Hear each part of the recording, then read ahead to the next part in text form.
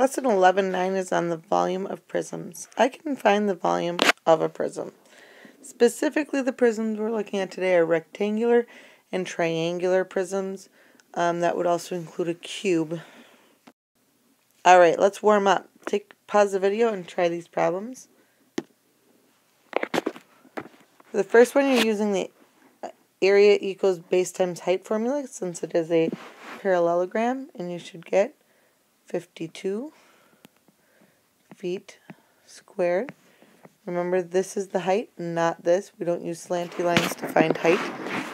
Second one is a trapezoid. So for my trapezoid, I'm going to take 1/2 times the height of 8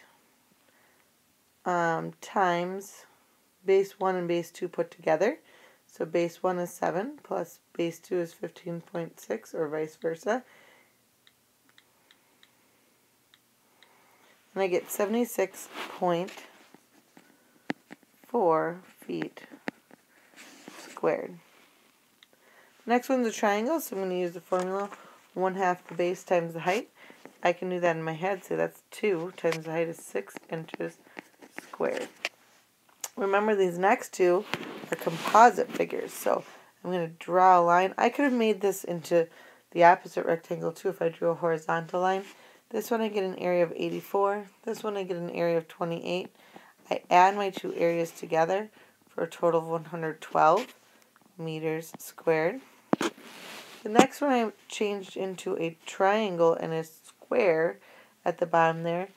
I'm noticing at the base of my triangle it would be 4 plus the 10. So 4 plus this 10 plus this 4. All together makes 18 as the base. And then I notice this is 15, take away 10, which means the height is 5. So 1/2 times 18 times 5 is 45. So this is 45 meters squared up here. And then 10 times 10 is my square, so that's 100. So I have a total of 145 meters squared. Alright, let's do some easy volume ones first. So in elementary school, you learned how to find volume by taking the length times the width times the height.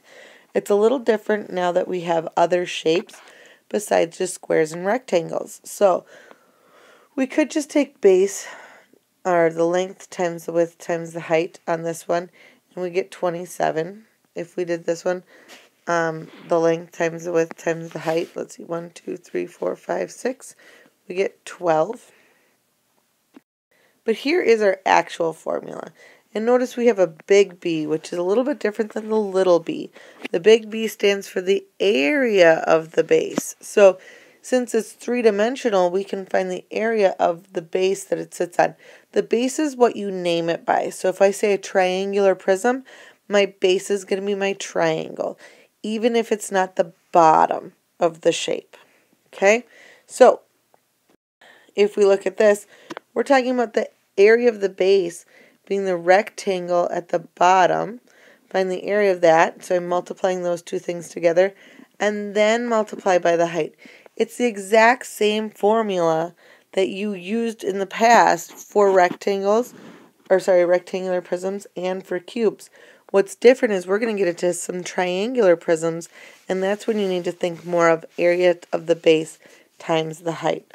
So when I multiply this first one out, I get 600 centimeters squared. The second one, again, I'm multiplying those two and then multiplying it by this one. Same answer, though. It's 8 feet squared. The building, it's going to be huge because we've got a really big building. Multiply those three numbers together. I get 144,000 feet squared. Alright, a box has the following dimensions: the length, the width, the height. What is the volume? Well, we're just going to multiply those three values together, and I get 14.04 units squared. The reason why I wrote units is because I don't see any labels here, and so we can just call it units. A cube has the length of 7.5. What is the volume of the cube? What do we know about a cube? that the length, the width, and the height are all the same. So we're going to take 7.5 times 7.5 times 7.5. Biggest mistake people make is they take 7.5 times 3, and that is not correct. So let's see, that gives me 56 point... that seems too small. Let me do that again. So I got 7.5 times 7.5 times 7.5. There we go. It's 421.875. We could round this and say 421.9. And again, we're going to call it units because they didn't give us anything better to call it. Here's another one, the volume of a cube. We've got a base of 4. So we've got 4 by 4 by 4. 4 times 4 times 4. So we've got 4 times 4, which is 16, times another 4, which is 64. So my volume is going to be 64 units cubed. We've had a few in a row that don't have any labels on them.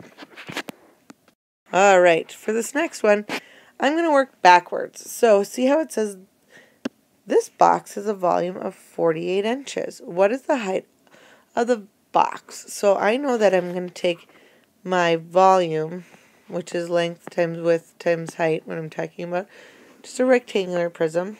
And I know I'm going to take my length and my width and my volume here. And I'm going to solve for what's left. So 48 is equal to 12 times h. Divide both sides by 12 because now I'm solving an equation and the height should also be 4. You try working backwards on this one.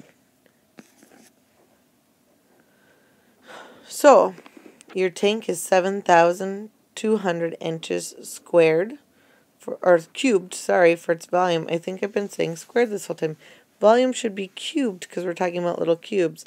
I'll have to make sure to do that from here on out. So, 7,200, I'm going to get rid of this, I'm going to get rid of that, and since we multiplied to get to these, I'm going to divide by 12 and divide by 30. And when I divide by 12 and I divide by 30, I'm left with 20 inches as my height. Let's do some triangles. Okay, so here we've got a triangular prism. I said this is the area of the base times the height. Well, the area of my base is what we call it. So since it's a triangular prism, my base is my triangle. I'm going to take my triangle here and find the area of my triangle and then multiply it by the height. It doesn't seem right that this is called the height, but it's the other dimension. So kind of picture this sitting on the triangle, and then it would be easier to think of that as the base. So I'm going to take 1/2 times the base times the height of this triangle and then multiply it by the height of this entire prism. So 1/2 times 6 times 5 times 3. So I've got 45 meters cubed, not squared. I apologize for squaring them this whole time. Let's do another example. So again, I'm going to find the area of my base. It says color in the base. It helps. So I'm highlighting, this is my base.